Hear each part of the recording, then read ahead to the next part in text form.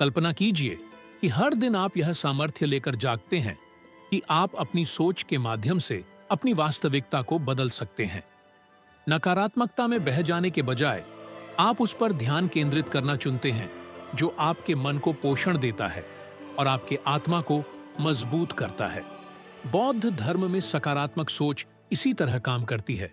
यह केवल एक आशावादी रवैया नहीं है, बल्कि एक सचेत और गहरी साधना है जो आपके जीवन को भीतर से बदलने की शक्ति रखती है। यह प्राचीन दर्शन यह सिखाता है कि हम जो हैं उसकी जड़ हमारे मन में है।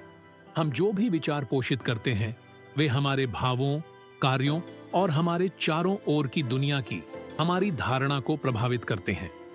बौद्ध धर्म यह नहीं कहता कि समस्याओं को नजरअंदाज करें या झूठी खुशी का दिखावा करें। यह हमें यह सिखाता है कि अपने मन को इस तरह प्रशिक्षित करें कि हम स्पष्टता, संतुलन और जीवन की एक अधिक बुद्धिमत्तापूर्ण समझ प्राप्त कर सकें। बुद्ध ने हमें दिखाया कि दुख या सुख इस बात पर निर्भर नहीं करते कि हमारे साथ क्या होता है, बल्कि इस पर कि हम अपने अनुभवों की व्याख्या कैसे करते हैं। दो लोग एक जैसी परिस्थिति से गुजर सकते हैं, लेकिन एक व्यक्ति पीड़ा में डूब सकता है जबकि दूसरा शांति पा सकता है। फर्क कहाँ है? अपने मन पर उन्होंने कितना कार्य किया है, यही अंतर लाता है।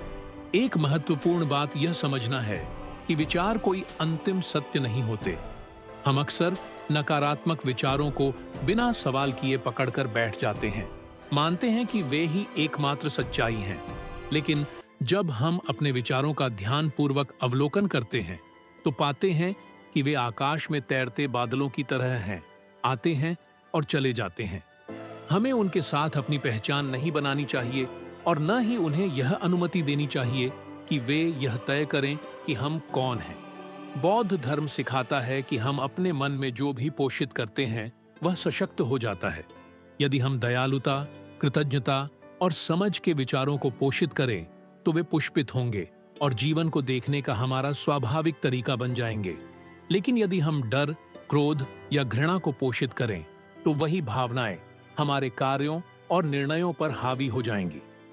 इस दृष्टिकोण से सकारात्मक सोच सिर्फ यह चाहना नहीं है कि सब कुछ अच्छा हो, बल्कि यह एक दैनिक प्रतिबद्धता है कि हम अपनी मानसिक ऊर्जा को उन अवस्थाओं की ओर निर्देशित करें जो सुख शांति को बढ़ावा दें और दुख को कम करें।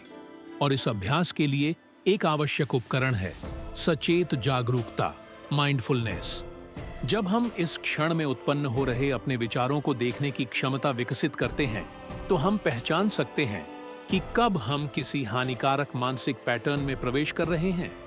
ऐसे में हम उन विचारों को दबाने या उनसे लड़ने की बजाय यह सचेत निर्णय ले सकते हैं कि क्या हम उन्हें और पोषित करना चाहते हैं या करुणा के साथ उन्हें छोड़ देना चाहते हैं। इसके साथ ही यह याद रखना भी जरूरी है कि बौद्ध धर्म की एक बुनियादी सच्चाई यह है कि जीवन में हर चीज क्षणिक है, यहाँ तक कि हमारी भावनाएं और मानसिक अवस्थाएं भी। कुछ भी स्थायी नहीं है और यही हमें परिवर्तन की, नवीनीकरण की और अराजकता के बीच में भी शांति पाने की स्वतंत्रता देता है। यही है बौद्ध धर्म में सकारात्मक सोच की असली शक्ति। एक साधना जो हमें अधिक बुद्धिमत्ता, करुणा और गहन शांति के साथ जीने के लिए आमंत्रित करती है। चाहे बाहरी दुनिया हमारे सामने कुछ भी लाए, एक बुरा दिन होना यह नहीं दर्शाता कि आपका जीवन बुरा है। एक नकारात्मक विचार यह तय नहीं करता कि आप कौन हैं। यह सिर्फ एक अस्थायी भावना है जो आपके मन में आती है और यदि आप चाहें तो जा भी सकती है। जब हम अपने विचारों को देखने का तरीका बदलते हैं तो हम आवेग में प्रतिक्रिया देना बंद कर देते हैं और शांतिपूर्वक समझ से कार्रवाई करने लगते हैं। अच्छी खबर यह है कि हम अपने मन को अधिक सकारात्मक सोचने के लिए प्रशिक्षित कर सकते हैं, जैसे कि यह एक मांसपेशी हो जो निरंतर अभ्यास से मजबूत होती है।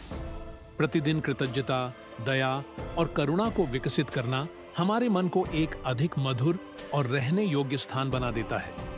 बौद्ध धर्म हमें यह याद दिलाता है कि सच्चा सुख इस बात में नहीं है कि हम बाहरी दुनिया को नियंत्रित करें, बल्कि इस बात में है कि हम अपने भीतर क्या हो रहा है इसे समझकर और संभाल कर जिए।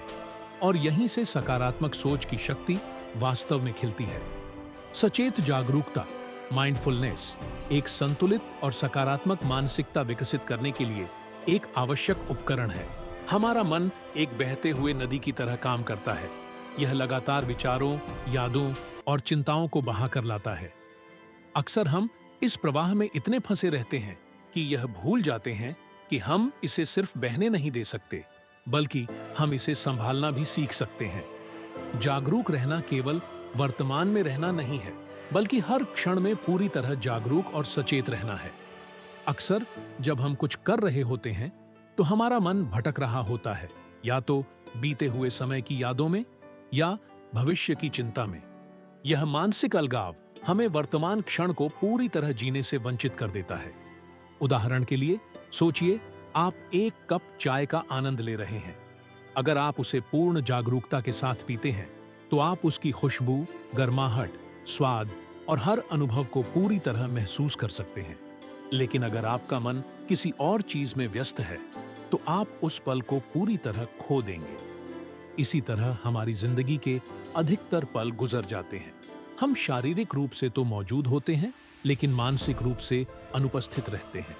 और सबसे चिंताजनक बात यह है कि जब मन स्वचालित ढंग से काम करता है तो वह अक्सर चिंता, डर या असंतोष जैसे भावों की ओर झुक जाता है। बौद्ध धर्म में सकारात्मक सोच का अर्थ केवल अच्छे वाक्य दोहराना नहीं है।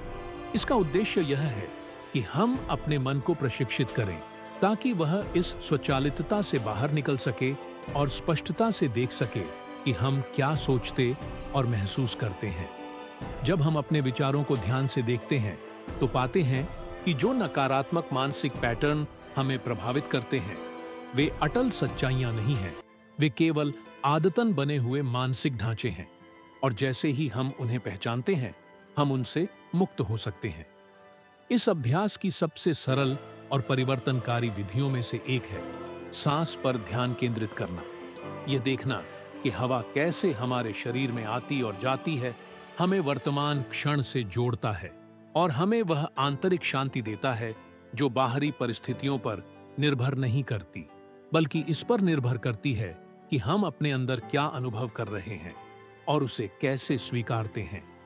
हमारी सांसों की प्राकृतिक लय को देखना जितना सरल है, उतना ही शक्तिशाली यह अभ्यास बन सकता है जो हमें वर्तमान क्षण में लौटने का अवसर देता है। जब हम अपने शरीर में आती जाती हवा पर ध्यान केंद्रित करते हैं तो हम अपने विचारों को एक स्वस्थ दूरी से देखने लगते हैं, उनमें फंसने के बजाय। समय के साथ यह अभ्यास हमें एक अनमोल क्षमता देता है।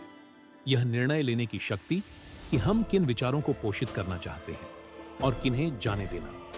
सचेत जागरूकता माइंडफुलनेस का अभ्यास हमें यह भी सिखाता है कि वास्तविकता को जैसे है वैसे ही स्वीकार करें, बिना उसका विरोध किए। स्वीकार करना हार मान लेना नहीं है, बल्कि यह स्पष्ट दृष्टि से देखने की कला है और उस समझ से सबसे बुद्धिमान ढंग से कार्य करने की प्रेरणा। जब हम उपस्थित होकर जीते हैं तो हम एक अधिक लचीला, रेजिलिएंट मन विकसित करते हैं, कम आवेग में प्रतिक्रिया करते हैं और हर क्षण का अधिक गहराई से स्वाद लेना सीखते हैं। थोड़ी देर सोचिए, यदि आप तब तक शांति महसूस नहीं कर सकते जब तक जीवन की हर चीज परफेक्ट न हो जाए, तो आप जीवन का अधिकांश समय अधूरा महसूस करते हुए बिताएंगे। लेकिन अगर आप अभी के क्षण में आनंद ढूंढना सीख जाए, चाहे बाहरी परिस्थितियां जैसी भी हों, तो आप पाएंगे कि असली खुशी भीतर से उपजती है। यही सचेत जागरूक जीवन जीने का सबसे बड़ा इनाम है, करुणा और सद्भावना की रूपांतरणकारी शक्ति। यदि हम वास्तव में सकारात्मक सोच विकसित करना चाहते हैं तो सिर्फ अपनी भलाई पर ध्यान केंद्रित करना पर्याप्त नहीं है।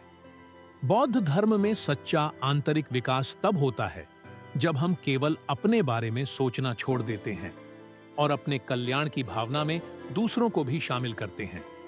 करुणा और सद्भावना का विकास न केवल हमें दूसरों से जोड़ता है, बल्कि यह हमारे मन को विनाशकारी भावनाओं से शुद्ध करता है और हमें गहरे और सच्चे आनंद की ओर ले जाता है। करुणा का अर्थ किसी के लिए दया महसूस करना या उसका दुख अपने ऊपर लेना नहीं है। इसका अर्थ है उस व्यक्ति के दुख को कम करने की सच्ची भावना विकसित करना।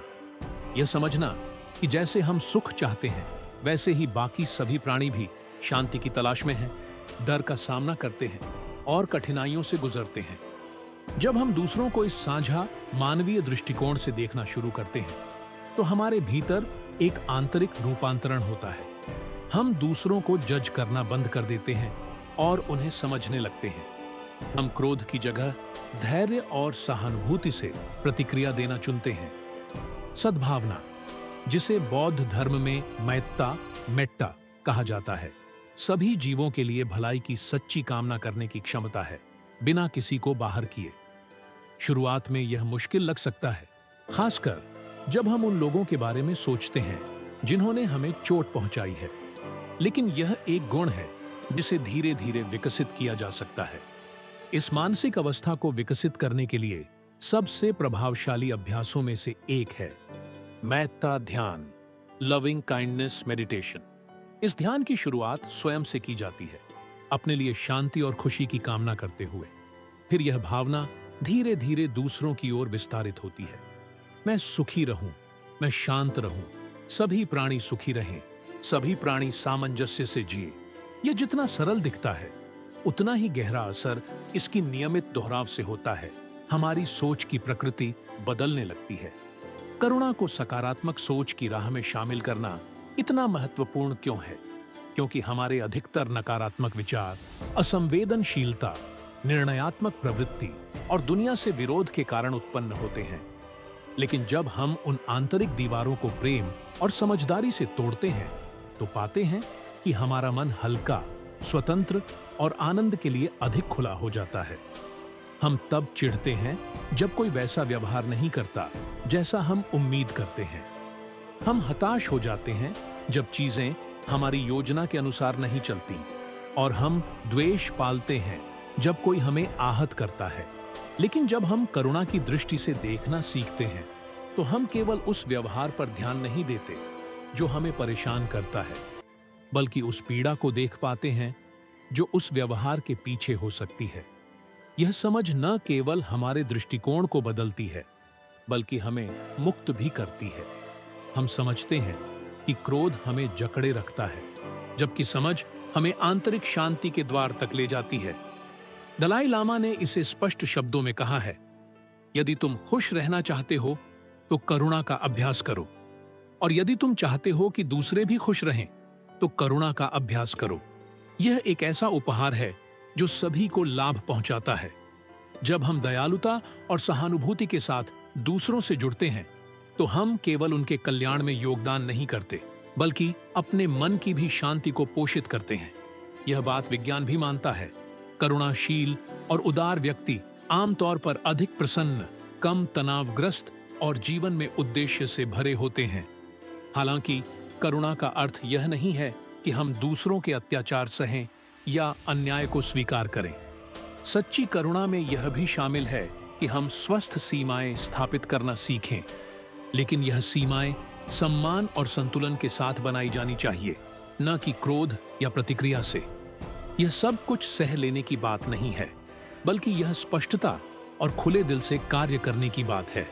अंततः करुणा और सद्भावना का विकास केवल दूसरों के लिए दयालुता का कार्य नहीं है, यह भावनात्मक बुद्धिमत्ता का एक रूप भी है। यह हमें द्वेष के बोझ से मुक्त करता है, हर व्यक्ति में इंसानियत को पहचानने में मदद करता है, और हमें यह याद दिलाता है कि जब हम दिल से जीते हैं तो जीवन हल्का और अधिक अर्थपूर्ण बन जाता है। नकारात्मक विचारों और भावनाओं का रूपांतरण नकारात्मक विचार बिना बुलाए आ जाते हैं। कभी ये भीतर की ऐसी आवाज बन जाते हैं जो हमें महसूस कराते हैं कि हम पर्याप्त नहीं हैं। कभी ये दर्दनाक स्मृतियों के रूप में लौटते हैं जो हमें अतीत के धोखों को फिर से जीने पर मजबूर कर देते हैं, और कई बार ये भविष्य की चिंताओं का रूप लेकर हमारी वर्तमान शांति को चुरा लेते हैं। लेकिन बौद्ध धर्म एक महत्वपूर्ण शिक्षा देता है, हम हमारे विचार नहीं हैं। जब कोई नकारात्मक विचार आता है तो हम आमतौर पर दो तरीकों से प्रतिक्रिया करते हैं, या तो उसका विरोध करते हैं या उसके बहाव में बह जाते हैं। यदि हम उससे लड़ते हैं तो हम उसे और अधिक ऊर्जा देते हैं, जैसे आग को बुझाने के लिए उस पर पेट्रोल डालना। और यदि हम बह जाते हैं तो हम चिंता और निराशा के चक्र में फंस जाते हैं। हालांकि एक तीसरा रास्ता भी है। विचार को बिना अपनी पहचान उससे जोड़े। बस देखना, बुद्ध ने मन की तुलना आकाश से की है और विचारों की बादलों से। कुछ बादल हल्के होते हैं जो जल्दी विलीन हो जाते हैं और कुछ घने व गहरे होते हैं, लेकिन कोई भी बादल हमेशा के लिए नहीं टिकता। जब हम यह समझ जाते हैं कि हमारे विचार अस्थायी हैं, न कि कोई अंतिम सत्य, तब हम अनावश्यक पीड़ा से मुक्त हो जाते हैं। इस प्रक्रिया में एक आवश्यक अभ्यास है मानसिक अलगाव, डिटैचमेंट। उदाहरण के लिए, मैं चिंतित हूं कहने के बजाय हम कह सकते हैं, मैं अभी चिंता का अनुभव कर रहा हूं। मैं पर्याप्त नहीं हूं की जगह कह सकते हैं, मेरे मन में असुरक्षा का विचार आ रहा है। यह दूरी हमें स्पष्टता का वह स्थान देती है जहां से हम अधिक बुद्धिमानी और कम आलोचना के साथ प्रतिक्रिया दे सकते हैं। यह देखने का छोटा सा बदलाव, प्रतिक्रिया देने की बजाय केवल देखना, हमें वह स्थान देता है जहां से हम आवेग में बहे बिना विवेक से कार्य कर सकते हैं। नकारात्मक भावनाओं को भी रूपांतरित किया जा सकता है जब हम उन्हें शत्रु की तरह देखना बंद कर दें। बौद्ध धर्म में उद्देश्य यह नहीं है कि हम दुहक, क्रोध या डर को मिटा दें, बल्कि यह कि हम उन्हें समझें। हर भावना के पीछे कोई संदेश होता है। क्रोध किसी अन्याय की ओर इशारा कर सकता है, दुहक किसी अस्वीकार की गई क्षति को दिखा सकता है, और भय, चाहे कुछ हद तक बढ़ा चढ़ाकर हो, हमें किसी खतरे से बचाने की कोशिश कर रहा हो सकता है। अगर हम इन भावनाओं को अस्वीकार करने की बजाय ध्यानपूर्वक सुने, तो हम उनसे सीख सकते हैं बिना उनके जाल में फंसे। आभार की भावना विकसित करना भी एक शक्तिशाली साधन है। हमारा मन स्वाभाविक रूप से उस पर ध्यान देता है जो नहीं है, जो कमी है, जो बिगड़ा हुआ है। लेकिन अभ्यास से हम इसे उस पर ध्यान देना सिखा सकते हैं जो ठीक है। एक सरल लेकिन असरदार अभ्यास है हर दिन के अंत में खुद से पूछना, आज मेरे साथ कौन सी 3 अच्छी बातें हुई। ये कोई बड़े लक्ष्य नहीं होने चाहिए। एक मधुर बातचीत, स्वादिष्ट भोजन या शांतिपूर्ण मौन का क्षण भी पर्याप्त है। समय के साथ यह अभ्यास हमारे मन को सकारात्मकता पर ध्यान देना सिखाता है और नकारात्मक विचारों की ताकत कमजोर पड़ने लगती है। यह भी महत्वपूर्ण है कि हम उस वातावरण की देखभाल करें जिसमें हमारा मन रहता है। यदि हम निरंतर शिकायतों, नकारात्मक समाचारों और ऐसी संगति में रहते हैं जो नकारात्मकता को बढ़ावा देती है, तो यह मानसिक स्थिति हमें भी प्रभावित करती है। लेकिन अगर हम शांति से भरे स्थानों, प्रेरणादायक पठन और सार्थक संवादों को चुनते हैं, तो हमारा आंतरिक संसार स्वाभाविक रूप से स्पष्ट होने लगता है। नकारात्मक विचारों को रूपांतरित करने का अर्थ यह नहीं है कि हम उन्हें नकारें या यह दिखावा करें कि सब कुछ परिपूर्ण है। इसका अर्थ है उन्हें पहचानना, उनके स्रोत को समझना और फिर यह चेतन निर्णय लेना कि हम उन्हें अपने जीवन पर हावी नहीं होने देना चाहते। क्योंकि अंततः हमारी जिंदगी की गुणवत्ता इस बात से तय नहीं होती कि हम किसी एक क्षण में क्या सोचते हैं, बल्कि इस बात से तय होती है कि हम दिन प्रतिदिन किस पर ध्यान केंद्रित करना चुनते हैं। दूसरों की खुशी में आनंदित होने का अभ्यास, मुदिता, एक ऐसी दुनिया में जहां प्रतिस्पर्धा और निरंतर तुलना का बोलबाला है, वहां ईर्ष्या के जाल में फंस जाना बहुत आसान है। जब हम दूसरों को उनके लक्ष्य हासिल करते हुए देखते हैं, तो उनके लिए प्रसन्न होने की बजाय हमें ऐसा लगता है जैसे हमारे भीतर कुछ कमी है। भले ही हमारे पास खुश होने के कई कारण हो, हमारा ध्यान अक्सर इस पर चला जाता है कि दूसरों की तुलना में हमारे पास क्या नहीं है। बौद्ध धर्म इस स्थिति के लिए एक रूपांतरणकारी अभ्यास सुझाता है, मुदिता, यानी दूसरों की खुशियों में सच्चे हृदय से आनंदित होना। यह दृष्टिकोण ईर्ष्या के विपरीत है। मुदिता हमें उस पीड़ा से मुक्त करती है जो तुलना से जन्म लेती है और हमें अपने व्यक्तिगत विकास की प्रक्रिया के साथ तालमेल में जीने देती है। जब हम दूसरों के सुख का उत्सव मनाना सीखते हैं, तो हम अपने मन को अभाव के बजाय प्रचुरता देखने के लिए प्रशिक्षित करते हैं।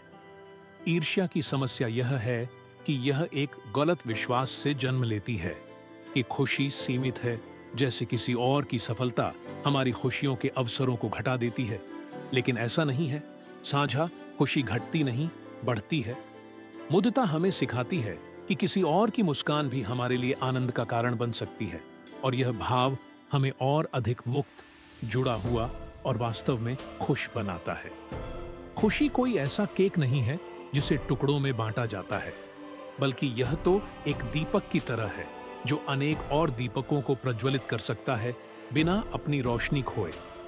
मुदिता का अभ्यास करना यानी दूसरों की प्रसन्नता में प्रसन्न होना का अर्थ यह नहीं है कि हम अपनी कठिनाइयों को नकारें या झूठी मुस्कान ओढ़ लें। इसका अर्थ है अपने मन को यह सिखाना कि दूसरों की खुशी कोई खतरा नहीं है, बल्कि प्रेरणा का स्रोत है। और सबसे सुंदर बात यह है कि जब हम इस दृष्टिकोण को अपनाते हैं तो हम अपनी ही खुशी को भी विकसित करते हैं। मुदिता का अभ्यास शुरू करने का एक सरल तरीका यह है कि जब कोई व्यक्ति वह हासिल करे जिसकी हम भी चाह रखते हैं, तो तुलना करने की बजाय हम मन ही मन कह सकते हैं, तुम्हारी खुशी बनी रहे, या तुम्हारी उपलब्धि दुनिया में और आनंद लाए। शुरुआत में यह थोड़ी बनावटी लग सकती है, लेकिन समय के साथ ये शब्द दिल से निकलने लगते हैं।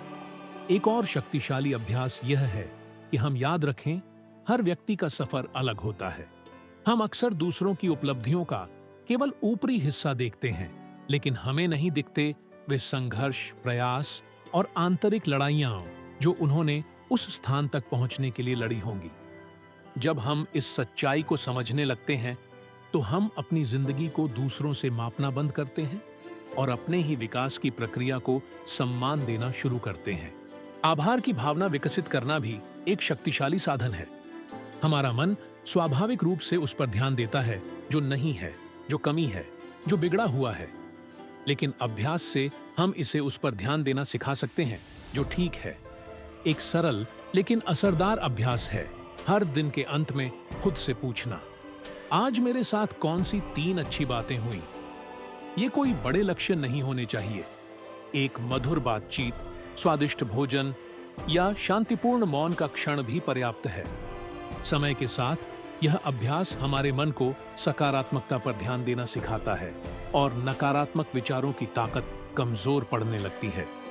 यह भी महत्वपूर्ण है कि हम उस वातावरण की देखभाल करें जिसमें हमारा मन रहता है। यदि हम निरंतर शिकायतों, नकारात्मक समाचारों और ऐसी संगति में रहते हैं जो नकारात्मकता को बढ़ावा देती है, तो यह मानसिक स्थिति हमें भी प्रभावित करती है। लेकिन अगर हम शांति से भरे स्थानों, प्रेरणादायक पठन और सार्थक संवादों को चुनते हैं, तो हमारा आंतरिक संसार स्वाभाविक रूप से स्पष्ट होने लगता है। नकारात्मक विचारों को रूपांतरित करने का अर्थ यह नहीं है कि हम उन्हें नकारें या यह दिखावा करें कि सब कुछ परिपूर्ण है। इसका अर्थ है उन्हें पहचानना, उनके स्रोत को समझना और फिर यह चेतन निर्णय लेना कि हम उन्हें अपने जीवन पर हावी नहीं होने देना चाहते। क्योंकि अंततः हमारी जिंदगी की गुणवत्ता इस बात से तय नहीं होती कि हम किसी एक क्षण में क्या सोचते हैं, बल्कि इस बात से तय होती है कि हम दिन प्रतिदिन किस पर ध्यान केंद्रित करना चुनते हैं। दूसरों की खुशी में आनंदित होने का अभ्यास, मुदिता, एक ऐसी दुनिया में जहां प्रतिस्पर्धा और निरंतर तुलना का बोलबाला है, वहां ईर्ष्या के जाल में फंस जाना बहुत आसान है। जब हम दूसरों को उनके लक्ष्य हासिल करते हुए देखते हैं, तो उनके लिए प्रसन्न होने की बजाय हमें ऐसा लगता है जैसे हमारे भीतर कुछ कमी है। भले ही हमारे पास खुश होने के कई कारण हो, हमारा ध्यान अक्सर इस पर चला जाता है कि दूसरों की तुलना में हमारे पास क्या नहीं है। बौद्ध धर्म इस स्थिति के लिए एक रूपांतरणकारी अभ्यास सुझाता है, मुदिता, यानी दूसरों की खुशियों में सच्चे हृदय से आनंदित होना। यह दृष्टिकोण ईर्ष्या के विपरीत है। मुदिता हमें उस पीड़ा से मुक्त करती है जो तुलना से जन्म लेती है और हमें अपने व्यक्तिगत विकास की प्रक्रिया के साथ तालमेल में जीने देती है। जब हम दूसरों के सुख का उत्सव मनाना सीखते हैं, तो हम अपने मन को अभाव के बजाय प्रचुरता देखने के लिए प्रशिक्षित करते हैं। ईर्ष्या की समस्या यह है कि यह एक गलत विश्वास से जन्म लेती है कि खुशी सीमित है, जैसे किसी और की सफलता हमारी खुशियों के अवसरों को घटा देती है। लेकिन ऐसा नहीं है। साझा खुशी घटती नहीं, बढ़ती है। मुदिता हमें सिखाती है कि किसी और की मुस्कान भी हमारे लिए आनंद का कारण बन सकती है, और यह भाव हमें और अधिक मुक्त, जुड़ा हुआ और वास्तव में खुश बनाता है। खुशी कोई ऐसा केक नहीं है जिसे टुकड़ों में बांटा जाता है, बल्कि यह तो एक दीपक की तरह है जो अनेक और दीपकों को प्रज्वलित कर सकता है बिना अपनी रोशनी खोए। मुदिता का अभ्यास करना यानी दूसरों की प्रसन्नता में प्रसन्न होना का अर्थ यह नहीं है कि हम अपनी कठिनाइयों को नकारें या झूठी मुस्कान ओढ़ लें। इसका अर्थ है अपने मन को यह सिखाना कि दूसरों की खुशी कोई खतरा नहीं है, बल्कि प्रेरणा का स्रोत है। और सबसे सुंदर बात यह है कि जब हम इस दृष्टिकोण को अपनाते हैं तो हम अपनी ही खुशी को भी विकसित करते हैं।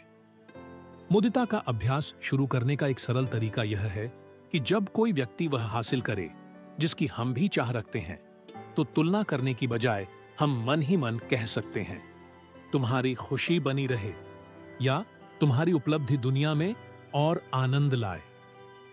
शुरुआत में यह थोड़ी बनावटी लग सकती है, लेकिन समय के साथ ये शब्द दिल से निकलने लगते हैं। एक और शक्तिशाली अभ्यास यह है कि हम याद रखें, हर व्यक्ति का सफर अलग होता है। हम अक्सर दूसरों की उपलब्धियों का केवल ऊपरी हिस्सा देखते हैं, लेकिन हमें नहीं दिखते वे संघर्ष, प्रयास और आंतरिक लड़ाइयां जो उन्होंने उस स्थान तक पहुंचने के लिए लड़ी होंगी। जब हम इस सच्चाई को समझने लगते हैं, तो हम अपनी जिंदगी को दूसरों से मापना बंद करते हैं और अपने ही विकास की प्रक्रिया को सम्मान देना शुरू करते हैं। मुदिता हमें यह भी सिखाती है कि अपनी खुद की खुशियों का भी जश्न मनाना ठीक है, बिना अपराध बोध के। अक्सर हम खुद को पीछे रोक लेते हैं क्योंकि हमें डर होता है कि लोग क्या कहेंगे, जैसे हमारी खुशी को छिपाना चाहिए। लेकिन जब हम विनम्रता के साथ अपने आनंद को जीने की अनुमति देते हैं, तो हम दूसरों को भी यही करने की प्रेरणा देते हैं। यह मानसिकता का परिवर्तन हमारी दुनिया के साथ संबंध को बदल देता है। अब हम दूसरों के साथ प्रतिस्पर्धा में नहीं, बल्कि संपर्क में होते हैं। खुशी हमें छूटती हुई नहीं लगती, बल्कि वह हमारे चारों ओर बढ़ने लगती है। धीरे धीरे ईर्ष्या की ताकत कम होती जाती है और एक सच्चा, स्थायी आनंद हमारे भीतर जन्म लेता है। सकारात्मक दृष्टिकोण विकसित करने के लिए अनित्यता को अपनाना जीवन में सब कुछ बदलता है। अर्थवें आती जाती हैं, शरीर वृद्ध होता है, हमारी भावनाएं ऊपर नीचे होती हैं और लोग हमारे जीवन में आते हैं और चले जाते हैं। इसके बावजूद हम अक्सर इस भ्रम से चिपके रहते हैं कि चीजें जैसी हैं वैसी ही बनी रहनी चाहिए। हम चाहते हैं कि सुखद क्षण सदा रहें और दुख कभी ना आए, लेकिन सच्चाई इससे अलग है। कुछ भी स्थायी नहीं है, और पहली नजर में यह बात नकारात्मक लग सकती है, लेकिन वास्तव में यही सोच हमें एक सकारात्मक और मुक्त मानसिकता विकसित करने की कुंजी देती है। दुख तब जन्म लेता है जब हम परिवर्तन का विरोध करते हैं। हम लोगों, पलों या भावनाओं से चिपक जाते हैं, और जब जीवन एक नया मोड़ लेता है तो हमें पीड़ा होती है। हालांकि बौद्ध दृष्टिकोण से अनित्यता कोई डरावनी चीज नहीं है, बल्कि नए अवसरों का खुला द्वार है। अगर सब कुछ निरंतर परिवर्तनशील है, तो दुख भी स्थायी नहीं होता। हमसे हुई गलतियां हमेशा के लिए हमें परिभाषित नहीं करती, और हर दिन एक नई शुरुआत का अवसर बन सकता है। जब हम इस सत्य को समझते हैं, तो हम वर्तमान को अधिक शांति और संतुलन के साथ जी सकते हैं, बिना यह डर लिए कि उसे पकड़ कर रखना है। सोचिए कि आप अपने हाथों में एक फूल पकड़े हुए हैं। आप जानते हैं कि वह जल्दी मुरझा जाएगा, लेकिन फिर भी आप उसकी सुगंध और सुंदरता का भरपूर आनंद लेते हैं। जीवन भी ऐसा ही है। जब हम स्वीकार करते हैं कि सब कुछ बदलता है, तो हम अपने प्रिय चीजों के खो जाने से नहीं डरते, बल्कि उन्हें और गहराई से सराहते हैं। अनित्यता सिर्फ हमारे चारों ओर नहीं होती, बल्कि हमारे भीतर भी होती है। हम जब दुखी, चिंतित या भयभीत होते हैं, तो हमें लगता है कि यह भावना हमेशा बनी रहेगी, लेकिन कोई भी भावना शाश्वत नहीं होती। दुख, क्रोध, भय ये आते हैं, लेकिन फिर चले भी जाते हैं। इस सच्चाई के प्रति जागरूक होना हमें बहुत बड़ी स्वतंत्रता देता है। हम नकारात्मक विचारों में फंसने की बजाय अपनी भावनाओं को देख सकते हैं, यह जानते हुए कि ये भी बीत जाएंगी। यह स्वीकार करना कि सब कुछ अस्थायी है, इसका मतलब यह नहीं है कि हम अपने प्रियजनों की परवाह करना छोड़ दें, बल्कि इसका अर्थ है कि हम बिना अत्यधिक लगाव के जीना सीखते हैं। हम बिना डर के सराहते हैं, बिना चिंता के आनंद लेते हैं और बिना अनावश्यक पीड़ा के छोड़ना भी सीखते हैं। अनित्यता को अपनाना हमें अतीत में उलझे रहने या भविष्य की चिंता में खोने से भी बचाता है। हम उस चीज का शोक करते हैं जो बीत गई या उस चीज से घबराते हैं जो अभी आई ही नहीं। लेकिन जब हम समझते हैं कि सब कुछ बदल रहा है, तो हमें यह भी स्पष्ट होता है कि शांति का एकमात्र सच्चा क्षण यही वर्तमान है। अंततः अनित्यता कोई पीड़ा का कारण नहीं, बल्कि एक निमंत्रण है अधिक कृतज्ञता, हल्केपन और आनंद के साथ जीने का। जब हम परिवर्तन का विरोध करने की बजाय उसे अपनाते हैं, तो हम पाते हैं कि जीवन तो निरंतर बहाव है, नवीन अवसरों से भरा हुआ। और इसी प्रवाह, इसी स्वीकृति में ही हमें सच्ची शांति प्राप्त होती है। नियत उद्देश्य बनाना और जागरूक रहना, यह एक सरल सा कार्य। एक उद्देश्य बनाना हमें याद दिलाता है कि हमारे पास यह शक्ति है कि हम तय कर सकते हैं कि किसी भी परिस्थिति में कैसे प्रतिक्रिया देंगे। दिन भर में अपने विचारों पर ध्यान देना आवश्यक है। अक्सर बिना जाने हम शिकायत, अधीरता या भय जैसे मानसिक पैटर्न में फंस जाते हैं। लेकिन यदि हम सजगता, माइंडफुलनेस का अभ्यास करें, तो हम इन पलों को पहचान सकते हैं और अपनी सोच को नई दिशा दे सकते हैं। जब कोई नकारात्मक विचार उभरे, तो हम एक पल ठहरकर सांस लें और स्वयं से पूछें, क्या यह विचार मेरी शांति बढ़ा रहा है या उसे छीन रहा है? अगर वह हमें लाभ नहीं दे रहा है, तो हम उसे बिना चिपकाव के छोड़ सकते हैं। हमारा बोलने का तरीका भी हमारे विचारों को प्रभावित करता है। बौद्ध धर्म सही वाणी, राइट स्पीच को महत्व देता है, यानी ऐसे शब्दों का चयन जो सामंजस्य बढ़ाए, अनावश्यक आलोचना से बचें, कोमलता और कृतज्ञता के साथ बोलें। इस प्रकार की संवाद शैली न केवल हमारे रिश्तों को बेहतर बनाती है, बल्कि हमारे मन और वातावरण को भी रूपांतरित करती है। कृतज्ञता का अभ्यास, सकारात्मक दृष्टि का पोषण। एक और शक्तिशाली अभ्यास है कृतज्ञता। हमारे पास क्या नहीं है, इस पर ध्यान देने की बजाय हम अपने दृष्टिकोण को प्रशिक्षित कर सकते हैं कि वह जो हमारे पास है उसे पहचान सके। दिन के अंत में हम 3 चीजों के बारे में सोच सकते हैं जिनके लिए हम आभारी हैं, चाहे वे कितनी भी साधारण क्यों ना हो। एक मुस्कान, शांति का एक क्षण या एक अच्छी बातचीत। यह आदत धीरे धीरे हमारे मस्तिष्क को सकारात्मक पर केंद्रित होने के लिए पुनः प्रशिक्षित करती है। यह भी जरूरी है कि हम अपने मन को क्या खिला रहे हैं, इसका ध्यान रखें। अगर हम खुद को लगातार डराने वाली खबरों, शिकायतों या तुलना को बढ़ावा देने वाले कंटेंट से घेर लेते हैं, तो इसका सीधा असर हमारे मानसिक स्थिति पर पड़ता है। इसके विपरीत, अगर हम ऐसे कंटेंट का चयन करते हैं जो प्रेरणा देता है, नई चीजें सीखने पर ध्यान देते हैं और ऐसे लोगों से घिरे रहते हैं जो शांति का भाव फैलाते हैं, तो हमारा सकारात्मक चिंतन स्वाभाविक रूप से मजबूत होता चला जाता है। बौद्ध दृष्टिकोण से सकारात्मक सोच का अर्थ यह नहीं है कि हम वास्तविकता को नकार दें। यह कोई दिखावा नहीं है कि सब कुछ ठीक है, बल्कि यह मन को प्रशिक्षित करने की एक प्रक्रिया है ताकि हम स्पष्टता से देख सकें, शांति के साथ कार्य कर सकें और कठिनाइयों के बीच भी समाधान खोज सकें। हालांकि हम जीवन में होने वाली हर चीज को नियंत्रित नहीं कर सकते, हम हमेशा यह स्वतंत्रता रखते हैं कि हम किस तरह प्रतिक्रिया देंगे, और यही चुनाव किसी भी परिस्थिति से ज्यादा हमारे अनुभव की गुणवत्ता को तय करता है। नियमित अभ्यास, धैर्य और दैनिक प्रतिबद्धता के साथ सकारात्मक सोच सिर्फ एक विचार नहीं रह जाती, बल्कि जीने का एक सच्चा तरीका बन जाती है। बौद्ध दृष्टिकोण से सकारात्मक सोच, बौद्ध दर्शन में सकारात्मक सोच केवल एक आशावादी दृष्टिकोण या समस्याओं की अनदेखी नहीं है। यह एक आंतरिक विकास की राह है जिसमें हम सीखते हैं अधिक स्पष्टता से देखना, उससे मुक्त होना जो हमें नुकसान पहुंचाता है, और एक ऐसी शांति व प्रसन्नता को पोषित करना जो बाहरी परिस्थितियों पर निर्भर न हो। इस यात्रा में हमने जाना कि सजगता, माइंडफुलनेस, हमें ऑटो पायलट मोड से बाहर निकालकर अपने विचारों को देखना सिखाती है, इससे पहले कि वे हमें बहा ले जाने वाली भावनाओं में बदल जाए। हमने करुणा और प्रेमपूर्ण व्यवहार की शक्ति को जाना, न केवल अपने रिश्तों को गहराने के लिए, बल्कि अंतर्मन के भीतर से द्वेष और नकारात्मकता से मुक्त होने के लिए।